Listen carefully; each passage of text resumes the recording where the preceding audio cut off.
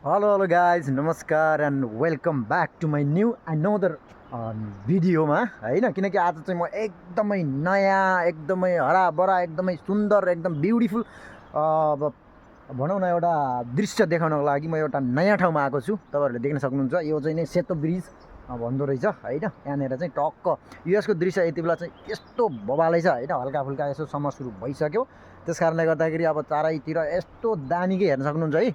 अनि यहाँनिर फेरि अगाडिको भ्यू यस्तो बबालै, अनि यता पछाडिको पनि यस्तो बबालै होइन।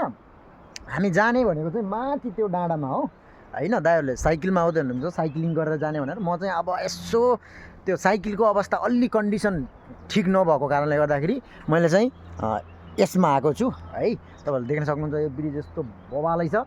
अनि मेरो आउटफिट चाहिँ ओ माई गडनेस, मेरो आउटफिट कस्तो छ हेर्नुहोस् ल। मेरो आउटफिट कस्तो छ, मेरो आउटफिट यस्तो छ होइन। मेरो ओ माई गड मेरो आउटफिट यस्तो छ, देख्न सक्नुहुन्छ है होइन। पुरै आनन्द, इन्जोय म्यान, रिल्याक्स हुन त सोल्डियर होइन।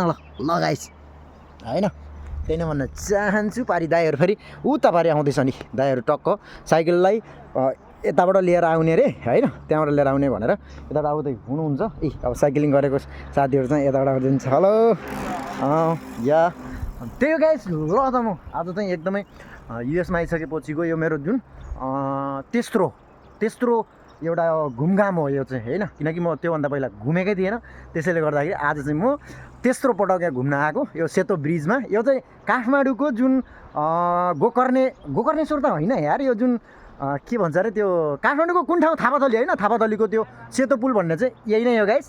तपाईँलाई मैले देखाउँदैछु। हाम्रो ह्यान्डसम दादाहरू चाहिँ फेरि आउँदै हुनुहुन्छ।